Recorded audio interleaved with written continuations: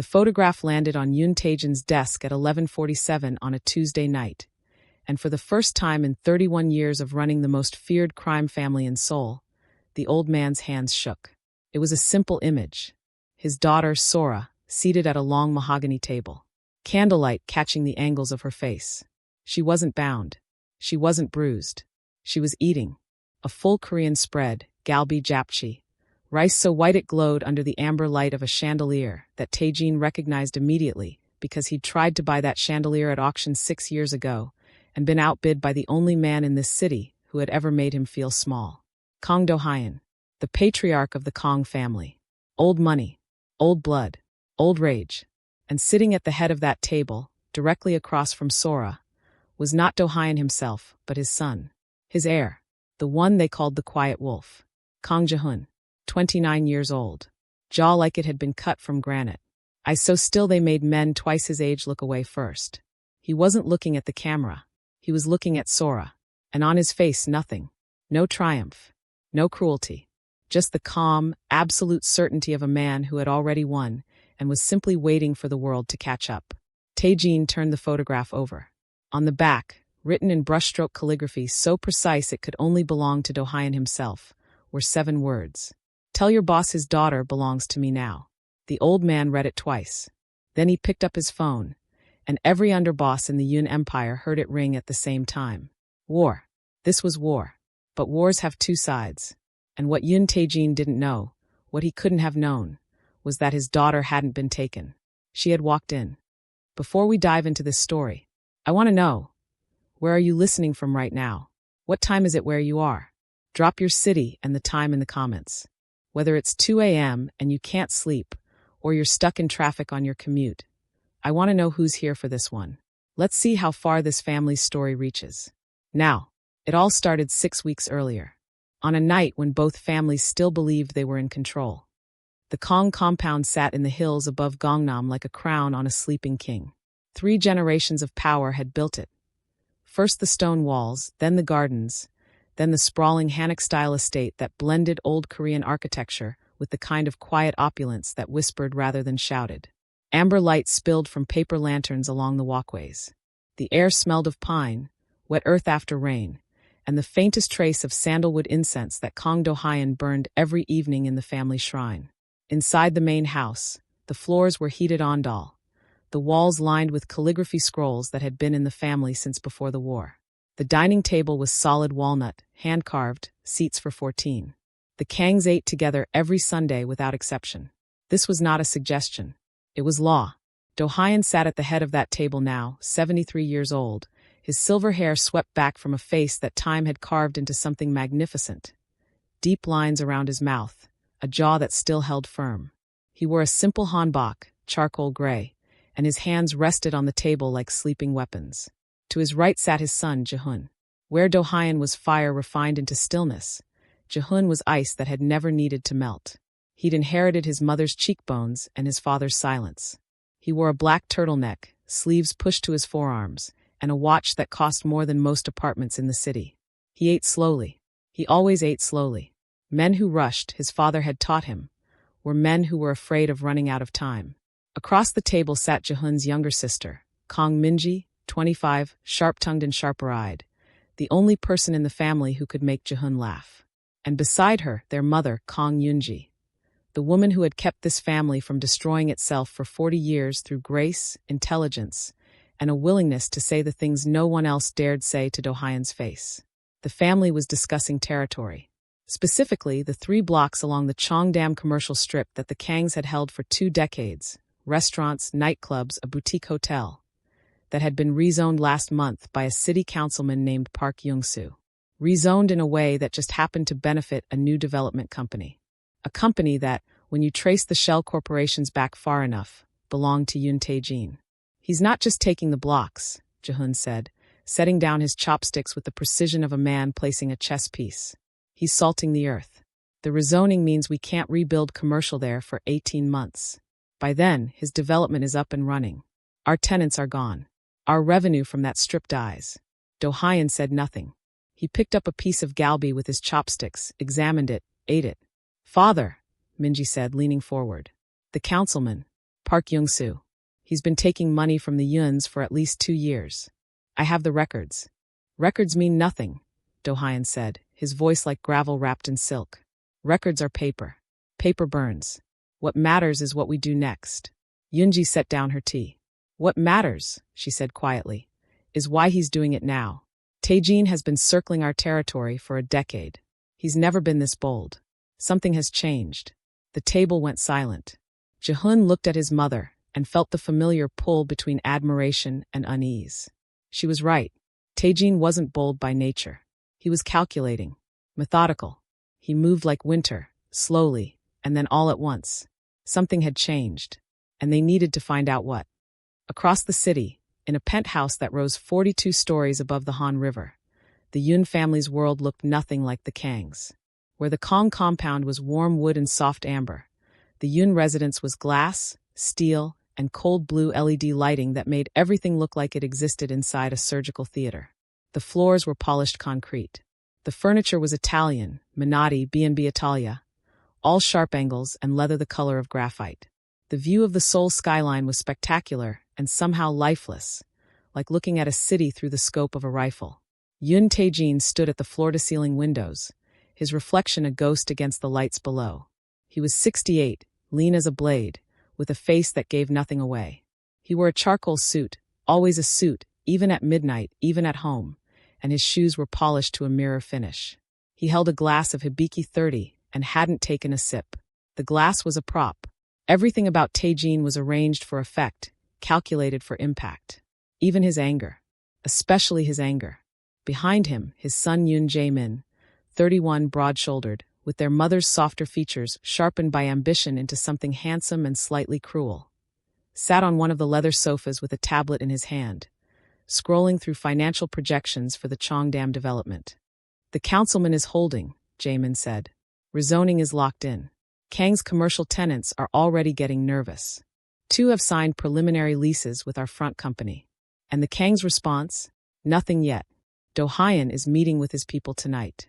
Taejin watched his reflection. His people. His son. Yes. Jihoon. The name sat in the air between them like a held breath. Taejin had never met Kang Jihoon in person.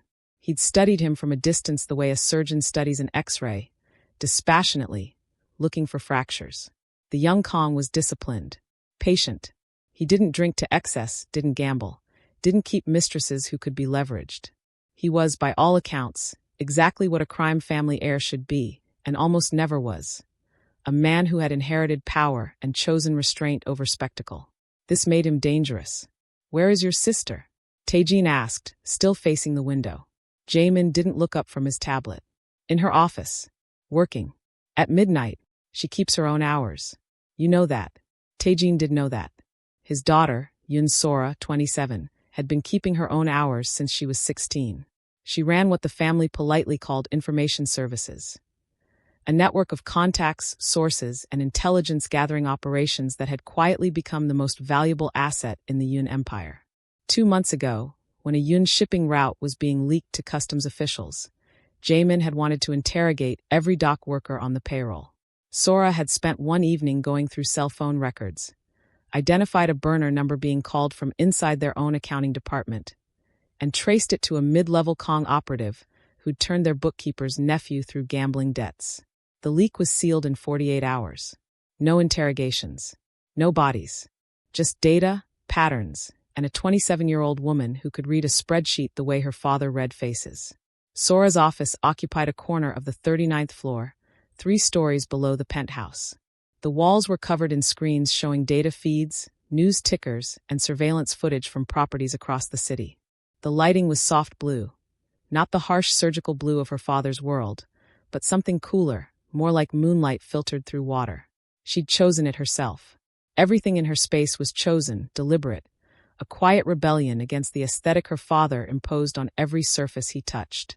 She was small, 5'3", with a face that people underestimated because it was beautiful and therefore, in their limited imaginations, could not also be dangerous. She had her mother's delicate bone structure and her father's eyes, dark, watchful, recording everything, revealing nothing. She wore her hair past her shoulders, pulled back tonight in a low knot. She was barefoot. She was always barefoot when she worked. It was the only softness she allowed herself.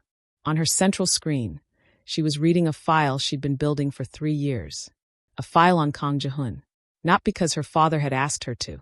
Because she had decided, 2 years ago, that the Cold War between these families was going to end. One way or another. And she intended to be the one who chose how.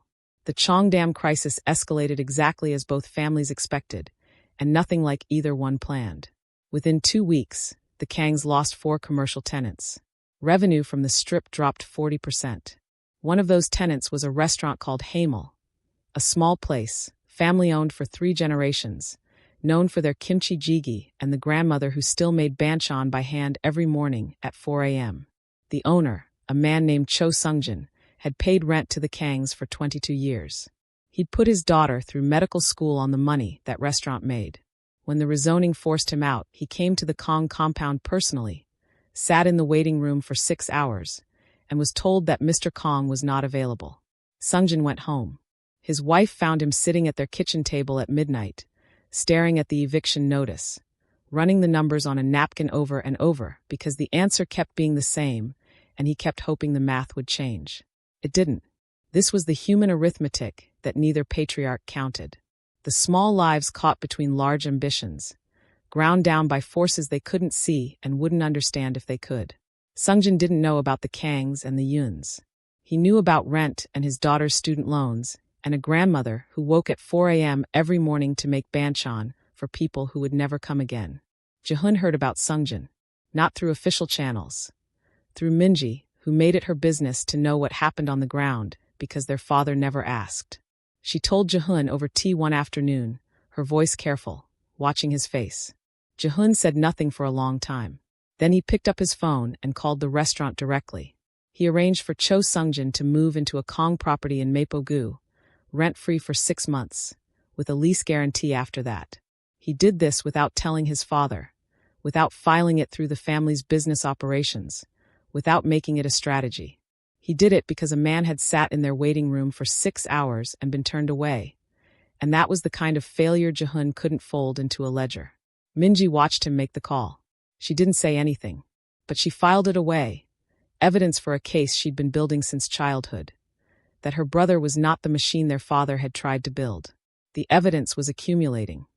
Jihoon spent those 2 weeks in a small office he kept in Itaewon, alone, doing what he did best, thinking. The office smelled of old books and the ginger tea he brewed himself on a small ceramic set that had belonged to his grandmother. He sat cross-legged on the floor. He read reports. He stared at the wall. And slowly a plan took shape.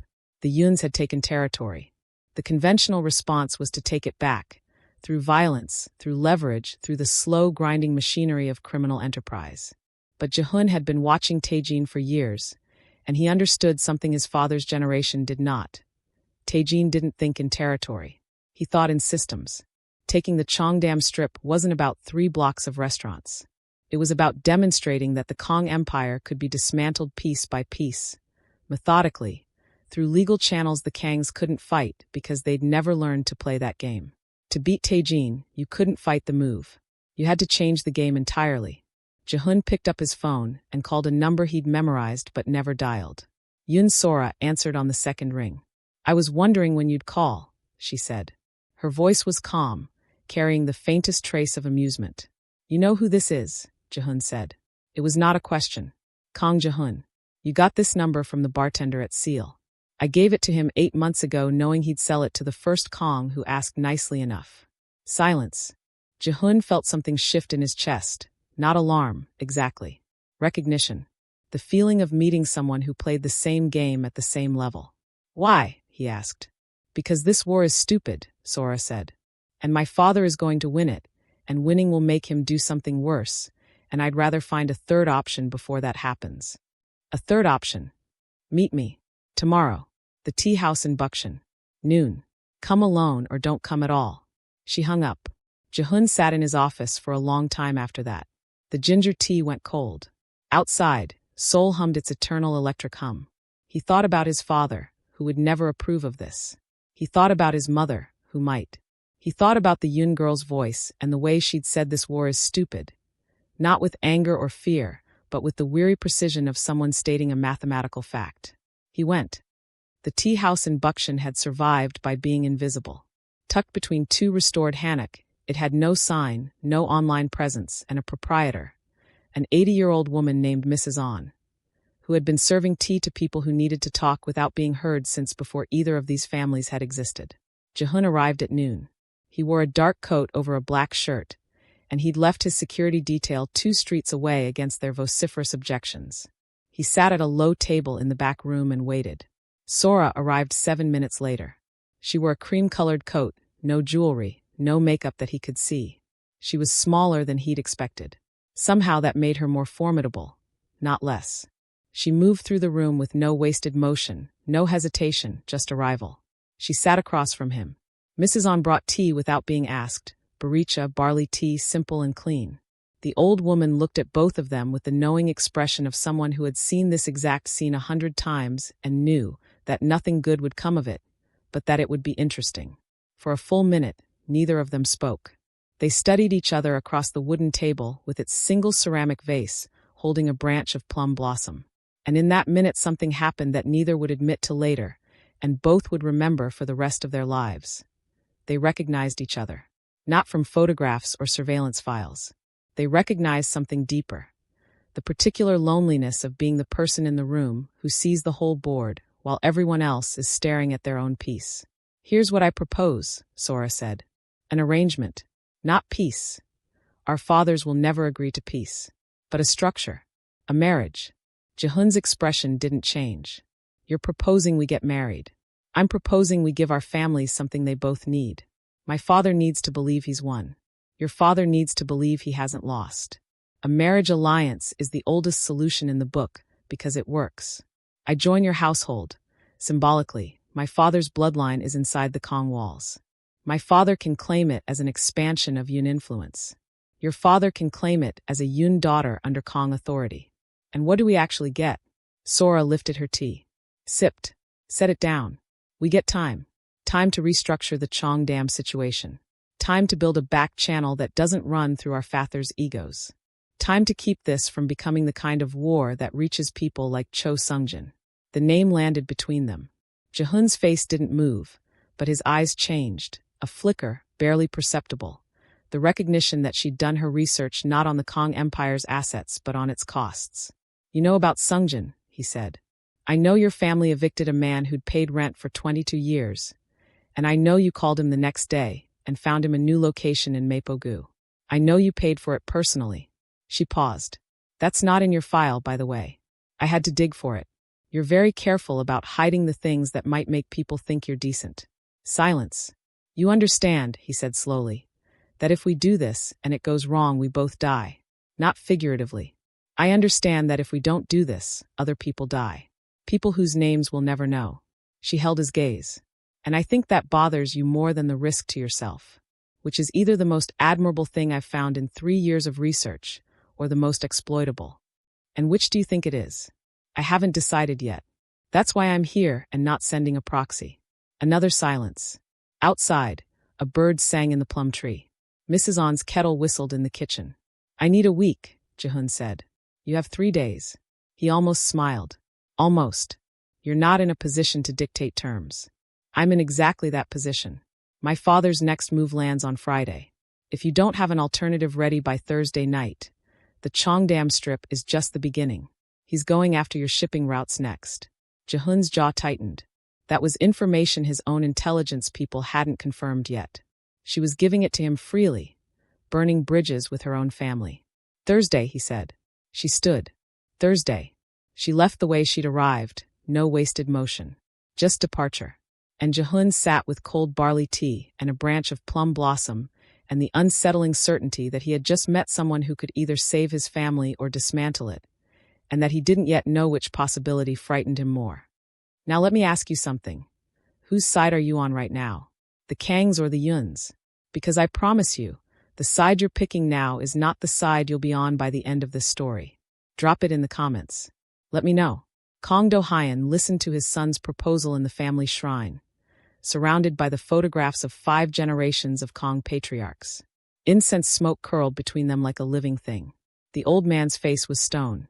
You want to marry the daughter of the man who is trying to destroy us, Do-hyun said. I want to bring her inside our walls where we can control what happens next, Jihoon answered. He stood with his hands behind his back, spine straight, the posture his father had drilled into him since childhood. Taejin is escalating. We can match him, and this becomes a war that costs us everything we've built. Or we can change the shape of the conflict. Leverage. Do-hyun tasted the word. You think his daughter is leverage. I think she's the most important piece on the board.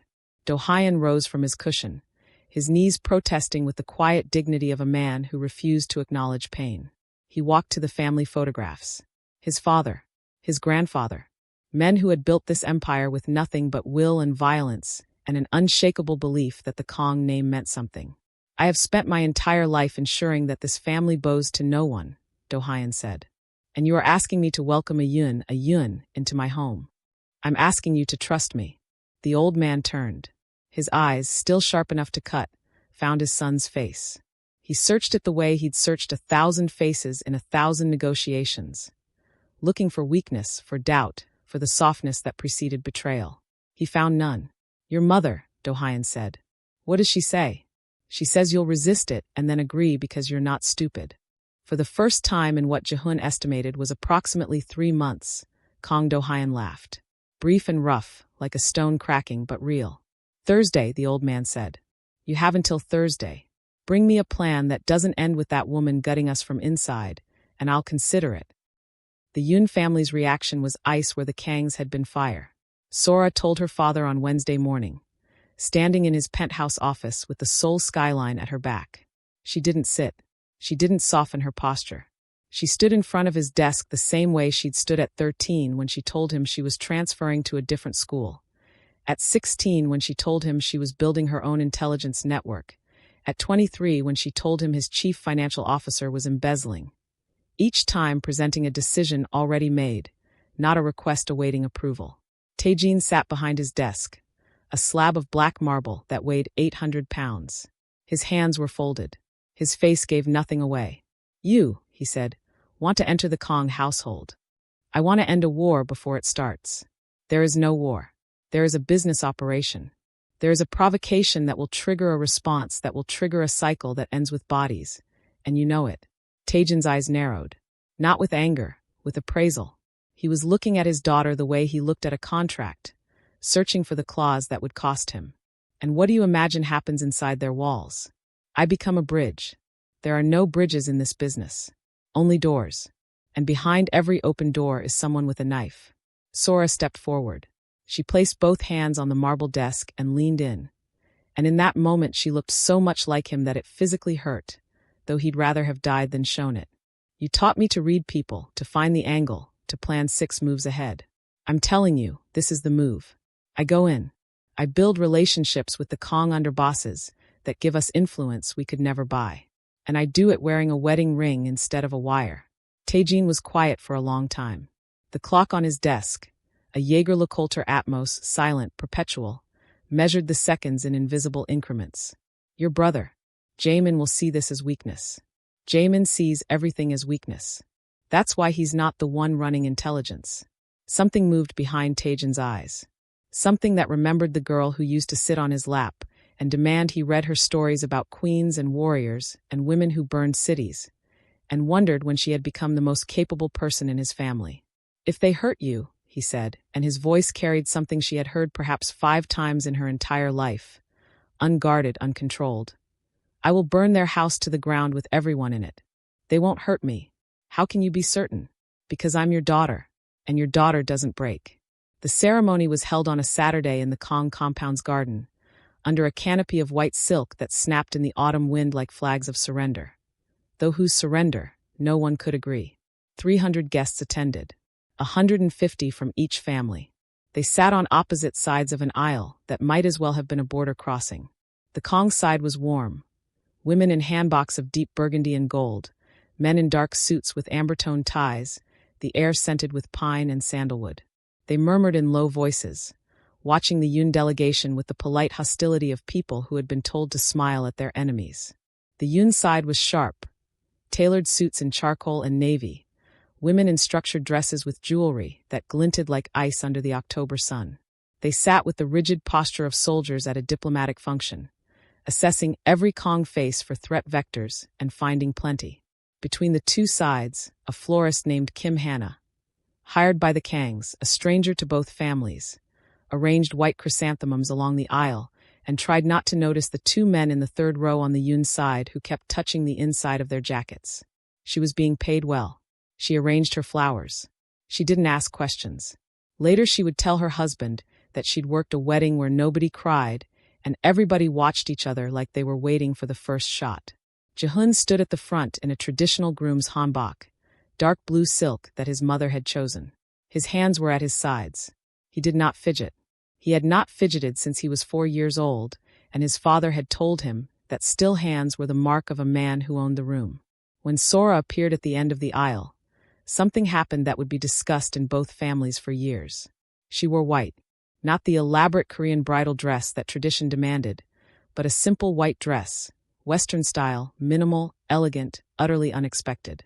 A rejection of tradition. A signal that she played by her own rules. A challenge to the Kangs to accept her as she was, or admit this was a performance. The Kang side went rigid. The Yoon side went still. She walked the aisle alone, not on her father's arm. Taejin remained seated, watching with the expression of a man who had launched a missile and could only wait to see where it landed. Not escorted, not given away. She walked with no wasted motion. Just arrival. She reached Jihoon. They faced each other. The officiant spoke the words. The rituals were performed. The bowing, the sharing of wine, the wrapping of hands. Through all of it, Sora held Jihoon's gaze with an expression that he would later describe to his sister as the most dangerous thing I've ever seen. Not because it threatened him, but because it was honest. She was not pretending. Whatever this arrangement was, strategic, political, calculated.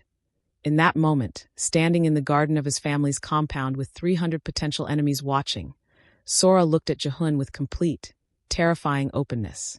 As if to say, asterisk, I'm here. I chose this. Now what are you going to do about it? Asterisk. And Jihoon, for the first time in his carefully controlled life, didn't know. The first month was architecture. That's how Sora thought of it. The careful construction of a space she could exist in without being crushed. The Kang compound was beautiful and suffocating in equal measure. Everything ran on rhythm. Meals at set times, meetings on set days. The family moving through their rituals like planets in orbit around the gravity of Do-hyun's will. She was given a suite in the east wing. Warm wooden floors. A window overlooking the garden where plum trees were losing their leaves. A writing desk made of elm that smelled like history. But it was also positioned directly between the main house and the security wing. She could hear footsteps at all hours. Her comings and goings were noted, timed, and reported. She expected this. She would have been disappointed if they'd done anything less. What she hadn't expected was Minji. Kang Minji appeared at Sora's door on the third morning with 2 cups of coffee. Not the expensive pour-over the Kangs favored, but something from a machine, strong and plain, made by her own hand, and the expression of a person who intended to be direct. I'm going to skip the part where we circle each other for 3 weeks, Minji said, settling into the reading chair without being invited. Everyone else in this house is going to perform for you, and I think life is too short. So, you're here. My brother brought you here. My father allowed it. I want to know what happens next. Sora took the coffee. What do you think happens next? I think you're smarter than my brother, which is saying something. I think you're here for real reasons, and not the ones you told your father. And I think, Minji paused, cocking her head the way she did when she was deciding how much honesty a situation could bear. I think you've been alone in a way that I recognize, because my brother is alone in the exact same way.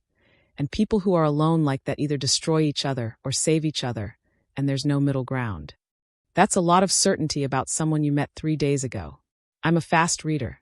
Minji sipped her coffee. You should know something about Jihoon. He won't eat breakfast unless someone else is eating. Don't ask about it. He won't explain. He'll just deflect. But if you show up in the kitchen around 6:30, he'll make enough for 2. He's been doing it since our mother got sick 2 years ago and stopped coming down in the mornings. He makes the plate, and then he doesn't touch it, and eventually he throws it away. Sora looked at her. Why are you telling me this? Because I've been watching my brother throw away a second plate of breakfast for 2 years, and I'm tired of it. Something shifted behind Minji's sharpness. Not softness exactly, but the bedrock underneath it. If this arrangement is going to be anything more than a ceasefire, someone has to go first. It's not going to be him. He doesn't know how. She finished her coffee, stood, and left. And Sora stood in her beautiful, surveilled room, holding a cup of coffee that had been given to her without calculation, and felt something she hadn't felt since she was a teenager. Something small and fragile and dangerous, because in both these families, hope was the thing that got you killed. While Sora was mapping the interior world of the Kang compound, the exterior world was getting worse. Across the city, Yoon Jae-min sat in the cold blue conference room on the 40th floor and stared at the photograph of Cho Sung-jin's empty restaurant on the Cheongdam Strip. The space was gutted now. Yellow tape on the windows. A grandmother's banchan recipes locked in a kitchen nobody would open again. Jae-min wasn't staring at it because he cared about the restaurant. He was staring at it because the empty storefront was a trophy, and trophies were supposed to feel like victories, and this one felt like nothing. That was the problem with Jae-min that neither his father nor his sister understood, because neither of them had ever looked closely enough to see it. He wasn't cruel. He was empty. He had been raised in his father's image. The suits, the posture, the calculated silences. But where Taejin had fire behind the mask, Jae-min had only the mask. He performed power because he'd never been taught what power was for. His father built systems. His sister found patterns. Jae-min moved pieces on a board and waited for someone to tell him he'd won. No one ever told him he'd won. Not really. Not in the way that mattered. His mother had been the one who told him things that mattered. She died when he was 19, and the part of him that could feel triumph or guilt or love had gone into the ground with her. And what was left was a 31-year-old man in a $3,000 suit staring at an empty restaurant and feeling nothing and hating himself for feeling nothing. So when Sora left, when she walked into the Kang compound and chose strategy over family, chose that Kang man's loneliness over her own brother's, the nothing inside Jae-min finally found a shape. Rage. Familiar, useful, structuring. The only emotion the nothing could produce. She's inside their compound, Jae-min said to his father. Inside. And we're supposed to believe this is strategy. Taejin sat at the conference table, motionless. For senior advisors sat in silence. She is exactly where she needs to be, Taejin said. She's where the Kangs want her. Jihoon proposed this. Sora proposed it. Jae-min stopped pacing. What? Your sister made first contact. She chose the terms. She chose the timing. Taejin's voice was flat as a blade. You are operating under the assumption that she was taken. She walked in.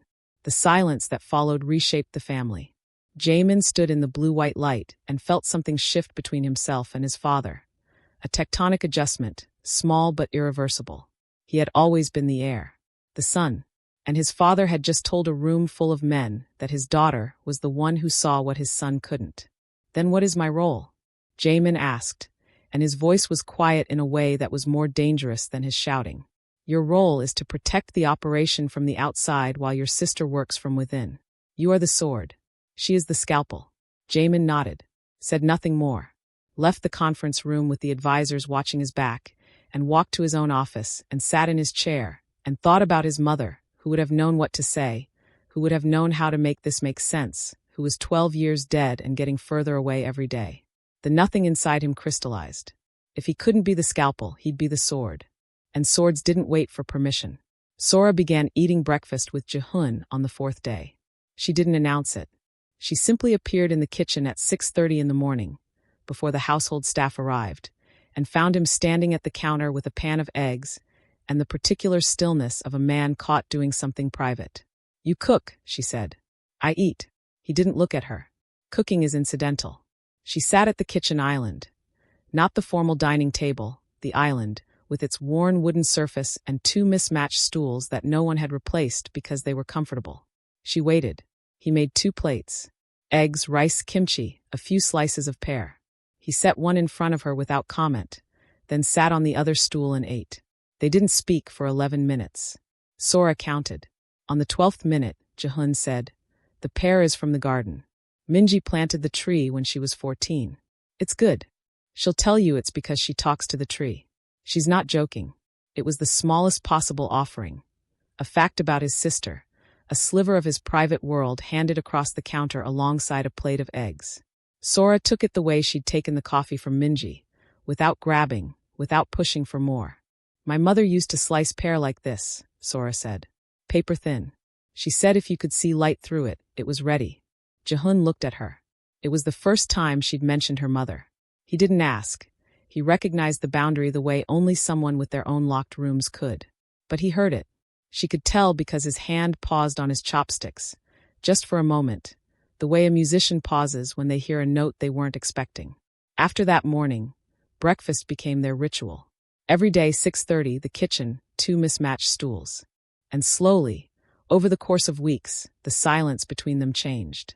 Not into conversation, not the way most people meant it, into something more like 2 people learning each other's architecture, the shapes of their quiet, the weight of what they chose to say versus what they chose to hold. On the 9th morning, Sora arrived to find a book on the counter beside her plate.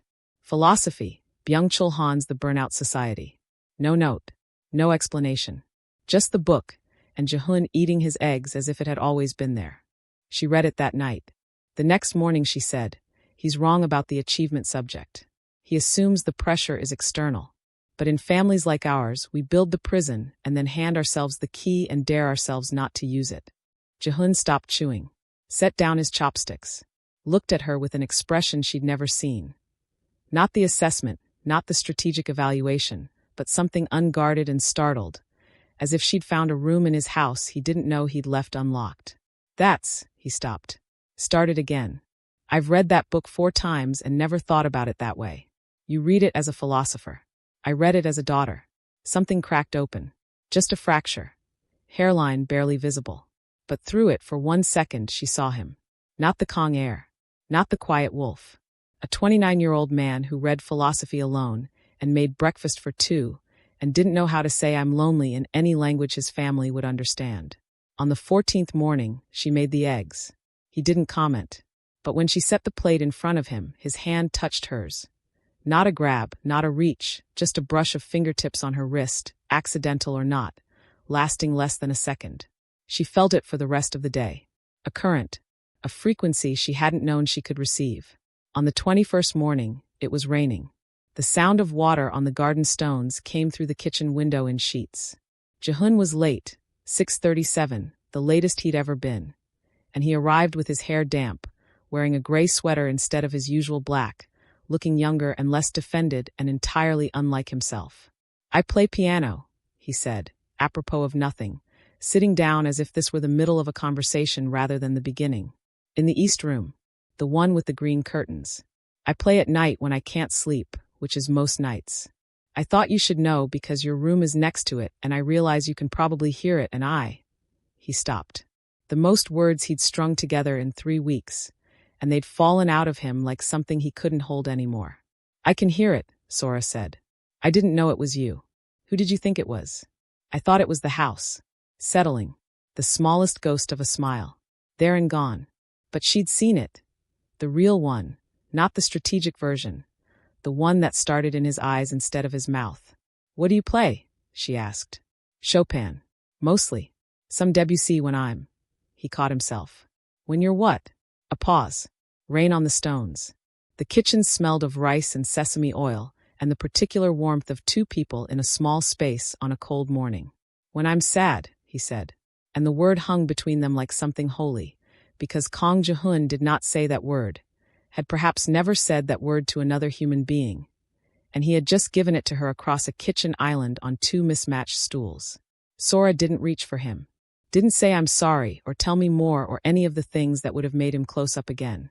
She simply said, play Debussy tonight. Why? Because I'd like to know when you're sad. If you'll let me. That night, she lay in her room in the East Wing and listened. At 11:42, the piano began. Clair de Lune. Played slowly, with the kind of precision that aches because it's trying so hard not to fall apart. She pressed her palm flat against the wall between them. Felt the vibration of the notes through the old wood and plaster. On the other side, Jihoon played to a wall he knew she was behind, and it was the closest thing to honesty he'd ever allowed himself. And then the photographs arrived. 3 weeks into the arrangement, Jaemin, operating without his father's knowledge and against his explicit instructions, sent a man into the Kang compound to document Sora's situation. The man was a professional. He was not caught. He captured 17 photographs over 2 days, showing Sora in various locations around the compound. But it was photograph number 12 that detonated everything. Sora and Jihoon. The kitchen. Early morning light streaming through the window. She was laughing, head thrown back, hand on the counter, the kind of laugh that comes from the belly and not from performance. And Jihoon was watching her. Not eating, not looking away. Watching her with his whole face open, his whole carefully constructed architecture abandoned, the quiet wolf gone and a man in his place. Jaemin saw it and felt the nothing inside him throb. Here was evidence. Here was proof that his sister had done exactly what he'd feared. Not defected in the strategic sense, but worse. She'd gone soft. She'd let the enemy see her laugh, and she'd made the enemy forget he was supposed to be watching. If Sora was compromised, if she'd stopped being a Yun, then everything was exposed. She knew their operations, their vulnerabilities, the names, the numbers, the routes, the accounts. He took the photographs to his father, laid them on the marble desk one by one, waited. Taejin looked at photograph 12 for a very long time. The silence in the room was the kind that precedes earthquakes, felt before it's heard. "Leave," Taejin said. "Father, leave. Now." Jaemin left, and Taejin sat alone in his glass tower, looking at a photograph of his daughter laughing, and felt the two halves of himself pull in opposite directions with a force that threatened to tear him apart. The father wanted her to be happy. He hadn't seen her laugh like that since her mother was alive. The crime lord knew that her happiness was the most dangerous variable in an equation that could not afford uncertainty. He picked up his phone. He did not call Sora. He called someone else entirely, a name that neither family knew, a contact that existed in the space between empires. "I need you to do something," Taejin said. "And I need you to understand, if my daughter is harmed in any way, the consequences will be biblical." Whatever was said next, only 2 men heard it, and one of them would be dead within a month. Stories like this don't tell themselves. If you want to know what happens next, if you want to see how these families survive what's coming, hit subscribe. That's how we keep these stories alive. One tap, and you won't miss what comes next. The break came on a Thursday evening, 6 weeks into the arrangement, and it came from the direction no one expected. Kang Jihoon requested a meeting with Sora, not in the main house. In the garden, at the stone bench beside the pond where the last koi of autumn circled in water that was beginning to remember winter. Yoonji was 67, silver-haired, with beauty that had deepened rather than faded. She wore a simple hanbok the color of dried lavender, and she sat with a stillness that Sora recognized because she practiced it herself. They watched the koi for a while. The water was dark. The fish moved beneath the surface like thoughts that wouldn't resolve. "How long were you sick?" Sora asked. Yoonji looked at her. A small, surprised pause. "Jihoon told you?" "Minji told me he stopped eating breakfast when you stopped coming down. I put the rest together. 2 years ago. Stomach cancer. Early stage. I'm fine now, or fine enough." She paused. "But for 3 months, I wasn't in the kitchen in the mornings, and my son replaced me with an empty plate and a ritual, because that's what Kang men do. They turn love into structure, and then they maintain the structure long after the love has been paved over." Sora said nothing. The wind moved the surface of the pond. 40 years ago, Yoonji continued, "I was where you are. Not in the details. The details were different. But the shape was the same. I was brought into this household through an arrangement. I was supposed to be a bridge. And I fell in love with Do-hyun. Against every intention, every plan. I fell in love with a man who was brilliant and ruthless and incapable of seeing where the empire ended and he began." She turned to face Sora fully. "I'm not telling you this as a warning. I'm telling you because I think you need to hear what no one in either family will say to you plainly. Say it. Love, in this world, is not a solution. It's a complication. It won't save you. It won't stop the war. It will only give you something precious to lose." She paused. Her voice didn't waver, but something in her eyes did. The shadow of 40 years of knowing something and being unable to change it. "My son is not his father, but he was raised by his father. And the distance between who he is and who he was trained to be, that gap is where you'll live if you stay. It's a cold place. I've lived there for 4 decades. And if I can close the gap, Then you're braver than I was. Yoonji's hand found Sora's wrist. A brief, papery grip, stronger than it looked. Just be certain. He will walk across whatever bridge you build. And if you collapse, he will fall further than you can imagine. Because he has never trusted anyone enough to fall before. She released Sora's wrist and rose. At the garden's edge, she paused without turning. Play something for him. When he plays Debussy at night, play something back. He needs to know the wall has ears that want to listen. She left, and Sora sat in the cold garden with the koi circling below the surface and her own certainty. The thing she'd carried like a weapon since childhood, shaking for the first time. Not breaking, shaking. There's a difference. But in this world, it was a difference nobody had time for. While Sora sat in the garden, the world both families had built was collapsing. Jaemin moved. Without his father's authorization, without the careful planning that characterized Yoon operations, he launched a direct strike against Kang's shipping routes. Not a financial maneuver, but a physical intervention. 3 Kang cargo shipments were intercepted at the port of Incheon by men who answered to Jaemin, and who had been told that the marriage arrangement was over. The cargo was seized. 2 Kang men were hospitalized. One of them, a dock supervisor named Baek Woojin, 44, father of twin girls, took a beating that fractured his orbital bone. He would spend 3 weeks in the hospital. His daughters, 7 years old, would be told he fell at work. They would believe it because they were 7, and 7-year-olds believe their fathers. And their father would rather lie than let them carry the weight of the world he'd chosen. This was the arithmetic. Always the arithmetic. The men at the top made decisions in penthouses and compounds and shrines. And the cost was paid in hospital rooms and kitchens, and the faces of 7-year-old girls being told a lie they'd believe for a little while longer. The message that arrived at the Kang compound was a phone call. Jaemin's voice, cold and precise as the blue light he'd grown up in. The arrangement is terminated. My sister will be returned within 24 hours, or we'll come get her ourselves. Do-hyun received this in the shrine. He listened, set down the phone. And then he did something that Jihoon had never seen in 29 years. He asked his wife what to do. Yoonji didn't hesitate. Sora stays. Not as a hostage, as a guest. We do not respond to threats from a boy playing at being his father. We respond to Taejin directly, and we do it through the only channel that matters. Sora, Jihoon said. Sora, his mother confirmed. Jihoon found her in the garden. She was sitting on the stone bench. She'd been crying. He could see it in the slight redness around her eyes, though her face was composed, as if the tears had happened somewhere else and she'd simply been nearby. Your brother moved on our shipping, he said. I know. I intercepted the communications 20 minutes ago. She paused.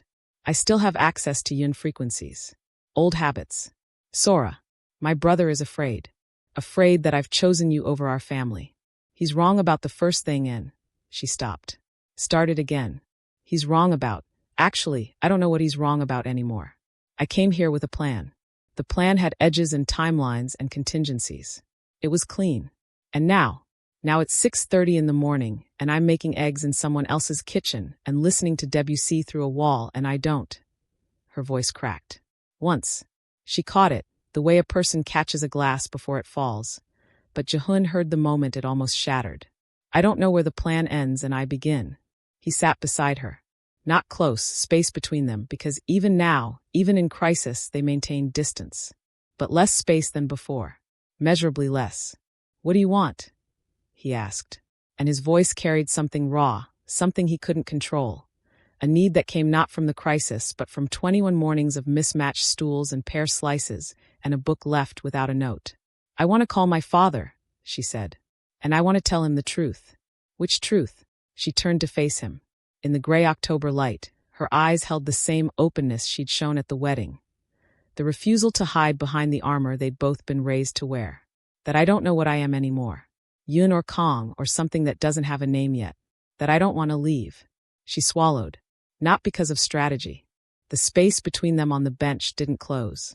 Neither of them moved. But something crossed it anyway, invisible and irreversible. If you tell him that, Jihoon said, everything changes. Everything changed the morning you made me eggs. We're just deciding whether to admit it. Be honest with me. What would you have done in Sora's position? Would you call your father and tell the truth, knowing it could destroy the fragile peace? Or would you keep the mask on and protect everyone except yourself? There's no right answer here. Let me know in the comments. Sora made the call from Jihoon's office, the one room where he controlled the surveillance personally and could ensure privacy.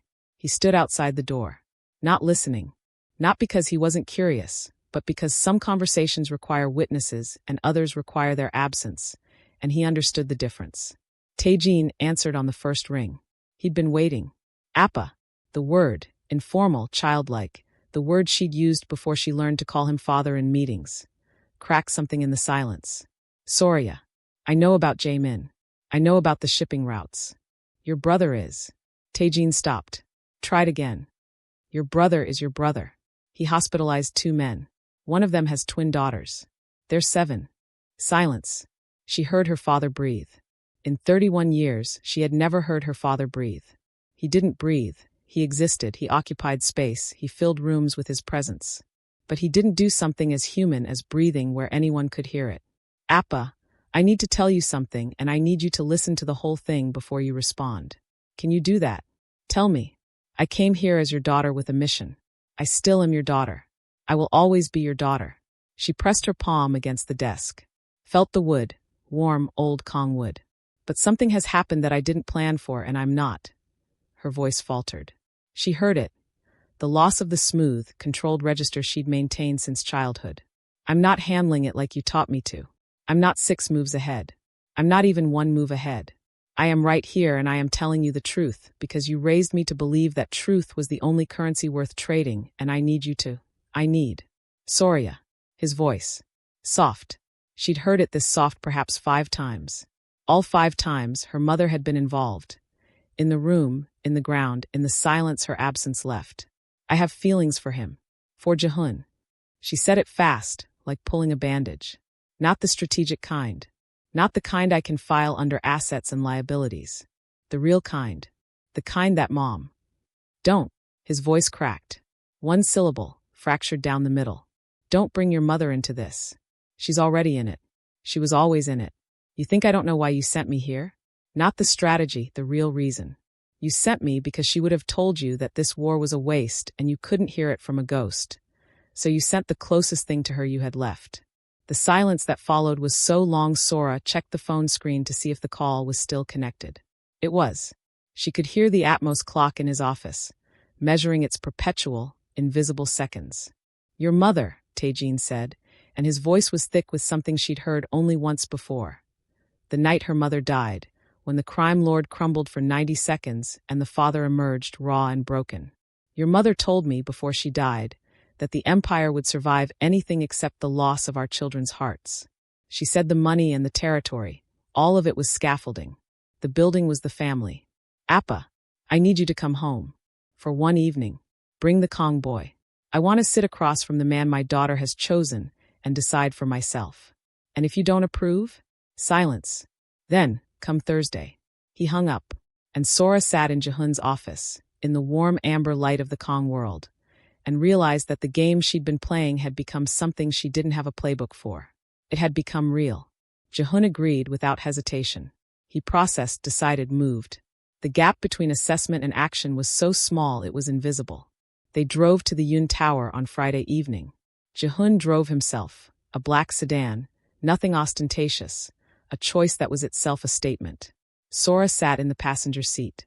The city scrolled past, neon and glass, and the eternal beautiful chaos of Seoul at night. He's going to test you, Sora said 5 minutes from the tower. I know. He's not like your father. Your father is fire. You see it coming. My father is water. He'll surround you so slowly you won't realize you're drowning. Jihoon was quiet for a moment. Then, you just told me the same thing about yourself. At the tea house. 8 months worth of patience. A number slipped to a bartender. A meeting at noon.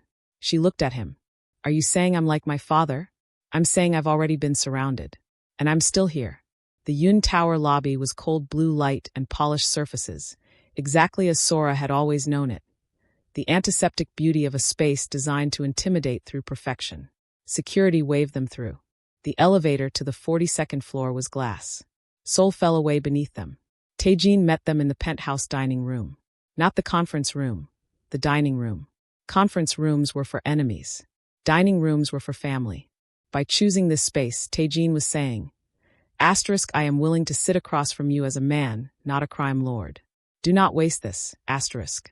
The table was set for 3. The food was simple, doenjangjigi grilled fish, rice banchan.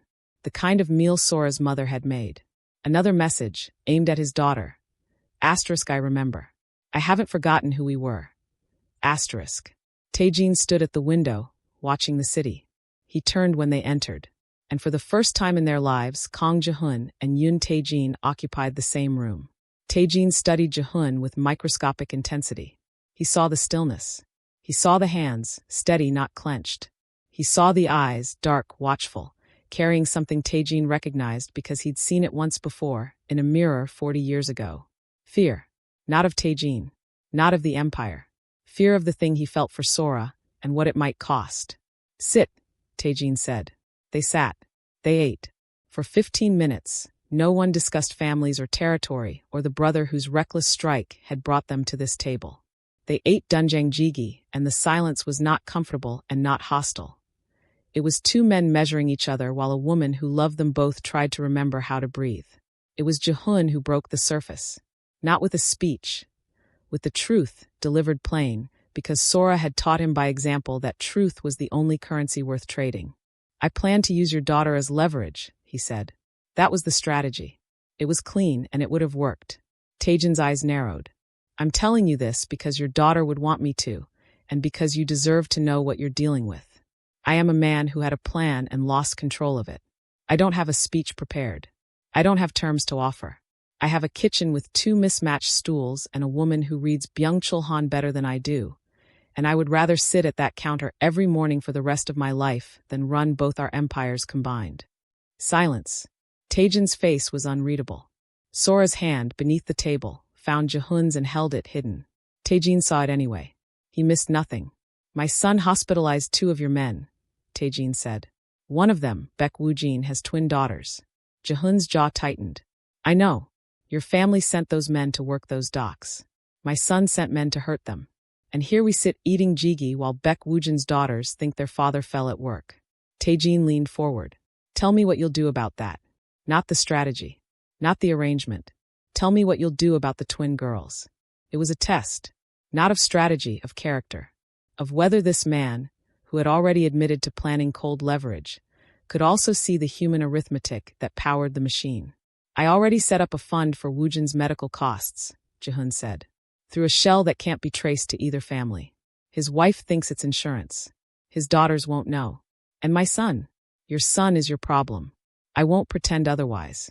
Something moved behind Taejin's eyes. Not pride, something adjacent. The recognition that this man had answered the one question that mattered not with a promise, but with an action already taken. Here is what I need from you, Taejin said. A promise. Not business. On your mother's life. That my daughter will never be collateral. That whatever happens between our families, war, peace, or the ugly middle ground, she will never be used as a weapon. You have my word. No hesitation. No calculation. Immediate. Taejin searched his face. 1 second. 2. 3. Then he picked up his phone and called his son. Stand down, he said. 2 words. Whatever Jaemin said in response, Taejin ended the call before it finished. He looked at his daughter, and in the cold blue light, something crossed his face that was not strategy. Not the mask he'd worn for 6 decades. It was grief. For the wife who wasn't here. For the years he'd spent building a world too hard for the people he loved. Eat, he said roughly. The jjigae is getting cold. They ate. The 3 of them, at a table set for 3, in a penthouse 42 stories above a city that didn't know and wouldn't care that 2 empires had just tilted on their foundations. The jjigae was good. Sora had made the recipe from her mother's notes, and Taejin had cooked it himself. The first time he'd cooked anything since his wife died. And he hadn't told anyone this, and he never would. But deals in this world are never clean, and peace, if you could call this fragile, trembling thing peace, always comes with a price. The price arrived 3 days later, in the person of Kang Do-hyun. The patriarch had not been consulted about the meeting with Taejin. He had not been informed. He learned about it through whispers, the careful reports of men who served him and knew that information was currency. Jihoon came to his father in the shrine. The incense was thicker than usual. Do-hyun had been there for hours, communing with the ghosts of men who had never compromised. You went to his house, Do-hyun said. He did not turn around. You sat at his table. You ate his food. You gave him your word on your mother's life. Yes. Now Do-hyun turned. And Jihoon saw something he had never seen in his father's face. Not anger, which was familiar, not disappointment, which was rare, but hurt. Raw, undisguised, terrible. I built this family from nothing, Do-hyun said, and his voice shook, just once, a foundation stone shifting. From a name that meant nothing. From territory no one wanted. From the ashes of a war that destroyed everything your grandfather built. I built it with my hands and my will, and the knowledge that if I stopped, if I softened for one moment, it would all collapse. He took a step toward his son. His hands were trembling. He clenched them into fists, and the trembling stopped, contained by the same iron will that had held this family together for half a century. And you went to the man who is trying to take it from us, and you gave him your word. Not mine. Yours. As if everything I've spent my life building could be traded across a dinner table by a boy who thinks he knows better than the man who made him. The word boy landed like a slap. Jihoon absorbed it the way he absorbed everything. Silently, completely, with the stillness his father had beaten into him since childhood. And for the first time, he saw the irony clearly. The stillness that Do-hyun had demanded was the very thing that now prevented his son from showing the emotion that would prove he cared. I respect everything you built, Jihoon said. That's why I went. Because your way, the war, the cycle, it ends with both families' ash. I didn't go because I think I know better. I went because I can see what's coming and you won't look at it. Do-hyun's eyes flashed. Don't tell me what I won't. Woojin. Baek Woojin. Jihoon's voice was quiet, steady, but carrying something beneath the surface that was not still at all. Doc supervisor. Father of twins. He's in the hospital right now with a fractured face because Yoon Jae-min decided to make a point. Woojin worked for us for 12 years. 12 years, father. And we put him on those docks and the Yoons broke his face and his daughters think he fell. That's the war. Not the territory, not the shipping routes. A man's face and his daughter's trust. That's what we're fighting over. Silence. The incense curled between them. The girl, Do-hyun said. You love her. It was not a question. Yes. Do-hyun closed his eyes. He stood in the smoke with his ancestors watching and fought the hardest battle of his life. Not against an enemy, but against himself. Against the part of him that saw love as weakness and compromise as defeat. When he opened his eyes, he looked old. Not the magnificent carved oldness of a patriarch, just old. A 73-year-old man standing in a room full of ghosts, realizing that the world he built might survive him, but might not deserve to. I will not bless this, he said. I will not celebrate it. I will not sit at a table with Yoon Taejin and pretend that 50 years of blood can be washed away. He paused. The next words cost him something visible. A contraction around his eyes, a thinning of his lips, the physical price of a man who had never bent bending. But I will not stop it. It was not forgiveness. It was not acceptance. It was a door left unlocked, if not opened. And both men knew it could be locked again at any time, for any reason, and that the hand on the lock would always be Do-hyun's. Jihoon bowed. Deeply. Formally. The bow carried the weight of a lifetime of respect and the unbearable lightness of a future that was no longer predetermined. When he left the shrine, his mother was waiting in the hallway. She didn't ask what happened. She could see it in the way he walked. She touched his arm as he passed. One touch. 40 years of marriage had taught her that sometimes the smallest gesture carries the largest truth. He's going to call Taejin, she said. I know. Not to make peace. I know. To set terms. There's a difference. Jihoon looked at his mother. This woman who had spent 40 years navigating the space between what Do-hyun wanted and what the family needed, who had been right about every important thing and credited for none of it. I know, he said for the third time. But this time the words carried something else. The acknowledgement that he'd spent his whole life learning his father's lessons, and only now understood that his mother's lessons were the ones that mattered. In the weeks that followed, something unprecedented took shape between the empires. Not peace. Yoonji had been right about that. Peace was not possible between families that had built their identities on opposition. But something else. A framework. An imperfect, constantly negotiated arrangement held together by stubbornness and the fragile belief that this time, things could be different. The Cheongdam territory was not cleanly resolved. A joint venture was proposed, argued over for 3 weeks, nearly collapsed twice, and was finally signed with terms that made both families slightly unhappy, which, as Sora pointed out, was the definition of a fair deal. Cho Sungjin's restaurant remained closed. The space became a Kongyun development office. Nobody asked the grandmother about her banchan recipes. Minji began visiting the Yun Tower. She found Jae-min in the 40th floor conference room one Tuesday, alone, staring at a screen showing shipping logistics and eating ramen from a cup. She sat down across from him without being invited. It ran in the family, and said, "You look like a man who's been eating alone for a long time." "I eat alone because I work alone. You work alone because you eat alone. It goes both ways." They argued for 40 minutes. About the shipping routes, about the Cheongdam deal, about whether Jaemin's strike had been strategic or reckless. Minji didn't defer. She didn't soften her positions. She matched him point for point, and when he tried to intimidate her with silence, the Yun family weapon, she simply waited, eating his ramen, until the silence became ridiculous and he had to speak or admit he'd lost. He spoke.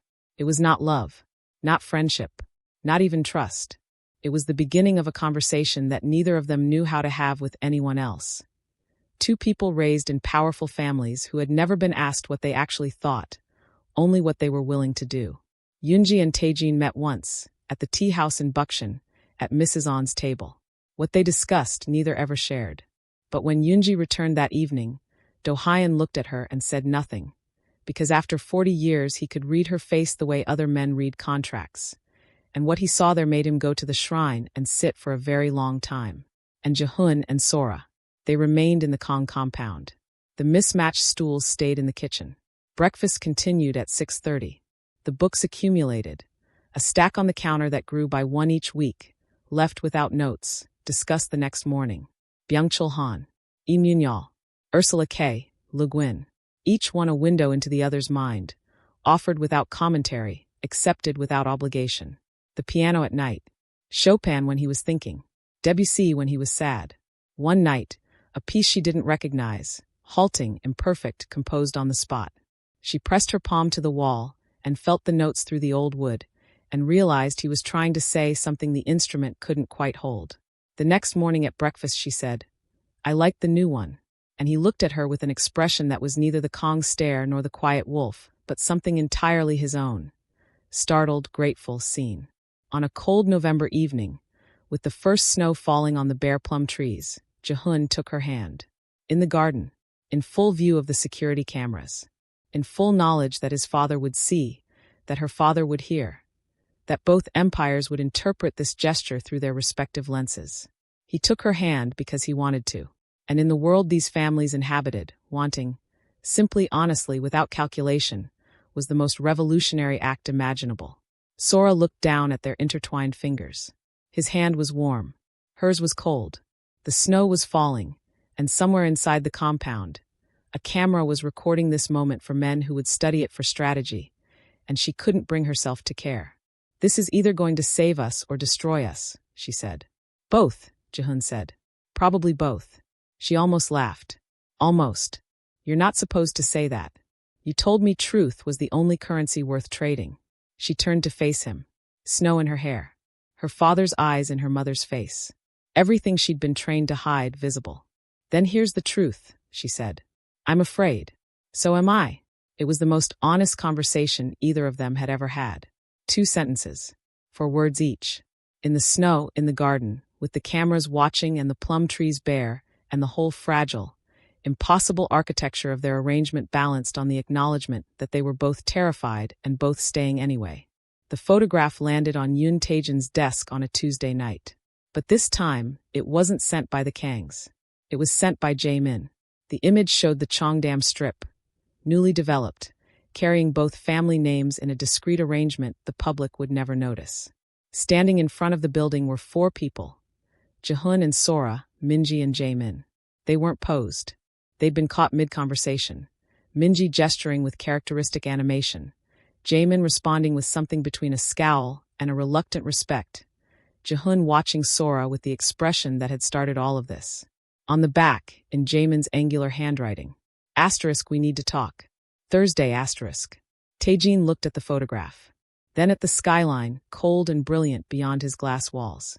He thought about his wife, who had told him the building was the family and the rest was scaffolding. He thought about his daughter, who had walked into the enemy's house and come back with something he'd spent a lifetime telling her didn't exist. He picked up his phone. He did not call Jae-min. He called Kang Jihoon. The patriarch answered on the fifth ring. Those 4 rings of hesitation told Taejin everything. Yun, Jihoon said. Kang. A silence so large it contained 50 years of fury. Thursday, Taejin said. My tower. Your wife is welcome. We should discuss the situation. The situation, Jihoon repeated, tasting the word. Our children seem to think there's a future. I'd like to know if you agree. Silence. Then, I'll bring the whiskey. Yours is terrible. It's Hibiki 30. Like I said, the line went dead. And in 2 separate towers. One of warm amber and incense, one of cold blue glass. 2 old men sat with telephones and the dawning realization that the world they'd built might not be the world their children needed. Jihoon set down his phone and looked at the shrine photographs. His father. His grandfather. Men who would have called this surrender. I'm not surrendering, he said to the photographs. I'm attending a meeting. The photographs said nothing. They never did. But their silence, tonight, felt less like judgment and more like the particular quiet of men who had run out of arguments. In his glass tower, Taejin set down his phone and opened his desk drawer.